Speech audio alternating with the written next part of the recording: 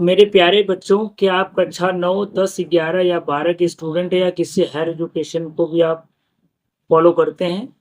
तो आपके लिए ये वीडियो बहुत इंपॉर्टेंट है, क्योंकि इसमें हम बहुत इंपॉर्टेंट लॉ को बताने जा रहे हैं, जिसको हिंदी में घातांक के नियम और इसको इंग्लिश में लॉज ऑफ एक्सपोनेंट के नाम से जाना जाता है। इस तरीके का कैलकुलेशन मैथ में अधिकतर आता है और बच्चों को प्रॉब्लम होता है। तो चलिए मैं वीडियो को स्टार्ट करता हूँ और आपको बहुत ध्यान से इन नियम को आपको समझना है और देखना है।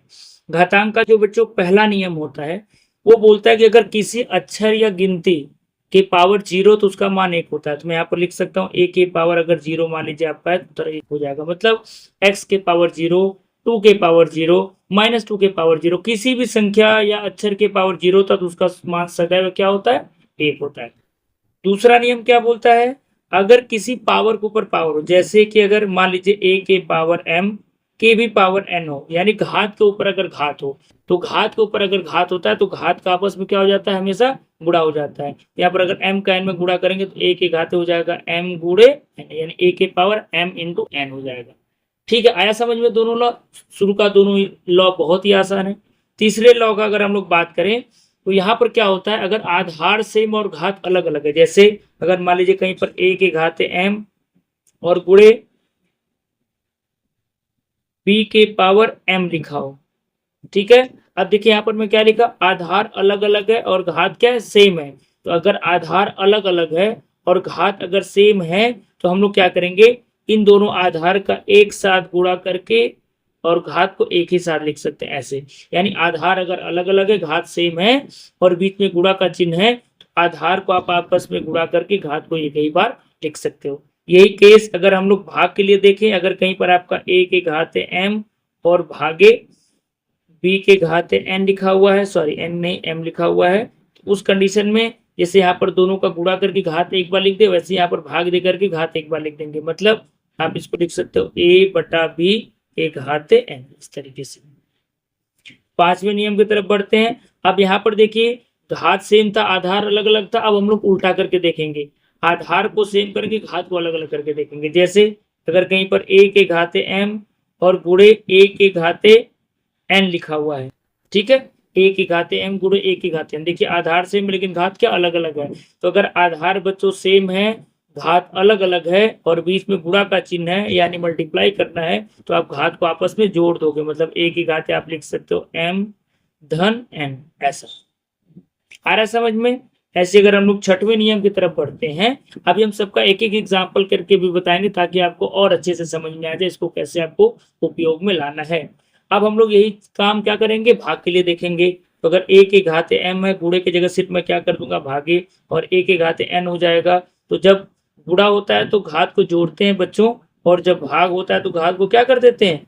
घटा देते हैं। बस इतना याद रखना है कि गुणा है तो आपको घात को जोड़ देना है और भाग है तो घात को घटा देना है। अगले नियम की तरफ हम लोग बढ़ते हैं। नियम नंबर 7। नियम नंबर 7 क्या बोलता है भाई? कि अगर कोई भी घात अंश में लिखा गया, अगर वो धन में है, तो अगर आप उसको नीचे लाते हो तो वो किस में बदल जाएगा? ऋण में बदल जाएगा। जैसे मान लीजिए आपका लिखा गया a के घाते m, ये अंश में है क्योंकि नीचे डिवाइडेड बाय कुछ नहीं है, भागे कुछ नहीं है, तो ये समझ लीजिए कि न्यूमरेटर यानी अंश में है। अगर आप इसको नीचे लाओगे, a के घाते आपको लिखना पड़ेगा a के घाते ऋण है, यानी घात का चिन्ह क्या होता है? जब हो जाएगा बदल जाएगा। अगर उल्टा भी आप मान के चलो, अगर कहीं पर ऊपर में माइनस है तो नीचे लाओगे तो प्लस हो जाएगा, या नीचे माइनस में है तो ऊपर ले जाओगे तो क्या हो जाएगा? प्लस हो जाएगा। तो इन बातों को आपको ध्यान रखना है। तो घातांक के ये कुल मिला के सब 7 नियम हैं। अगर आप इसको अच्छे से समझ लोगे तो इससे संबंधित जितने भी सवाल होंगे, आपका कैलकुलेशन होगा, आप आसानी से उसको कर पाओगे। अब चलिए मैं सबका एक एक एग्जाम्पल बता देता हूँ ताकि आपको ये टॉपिक और अच्छे से समझ में आ जाए। जैसे कि मान लीजिए पहले का तो बहुत ईजी है, हमें एग्जाम्पल बताने की जरूरत नहीं है। 2 के घाते 0 हो जाए, 3 के घाते 0 हो जाए, किसी भी संख्या की 0 हो जाए तो उसका मान हमेशा आपको 1 लिखना है। अब यहाँ देखिए घात के ऊपर घात है। जैसे मैं अगर इसका उदाहरण लूँ, मैं एक एग्जाम्पल ले लेता हूँ दूसरे वाले के लिए। जैसे मान लीजिए मैं छोटा सा एग्जाम्पल ले रहा हूँ आपको समझाने के हिसाब से। जैसे मान लीजिए 2 के घाते 3 के घाते 6 है, ठीक है। अब इसको आपको हल करना है। तो देखिए 2 के घात के ऊपर घात है तो घात का आपस में क्या हो जाएगा? गुणा हो जाएगा। तो 2 के घाते 6 कितना हो जाएगा बच्चों? 18 हो जाएगा। तो ये आपका उदाहरण नंबर, जो सवाल सॉरी जो नियम नंबर 2 था उसका एक उदाहरण मैं आपको बता दिया। इस तरीके से सिंपली कैलकुलेशन करना है। यहाँ पर अगर मैं बात करूं तीसरे का उदाहरण के लिए, तो एक एग्जाम्पल में चलिए इसका भी ले लेता हूँ।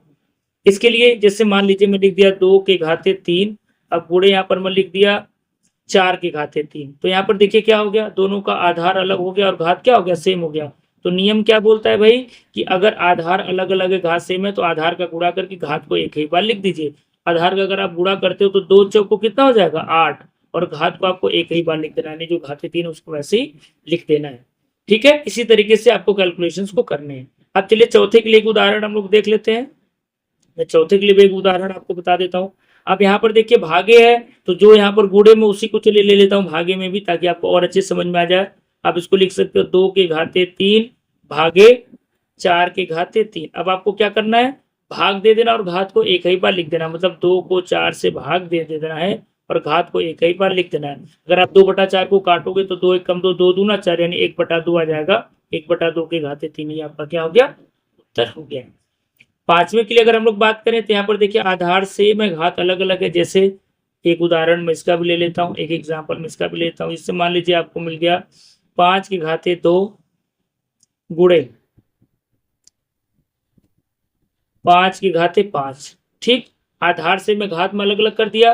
अगर आधार से में घात अलग अलग है तो आप क्या करोगे, 5 के घाते, ये आधार को सेम लिखोगे, घात को जोड़ दोगे ना, तो 2 धन 5। देखिए आधार को सेम लिख के घात को जोड़ दिया गया है, 2 में 5 जोड़ोगे तो कितना आ जाएगा 7। तो इसका का उत्तर बन जाएगा 5 के घाते 7।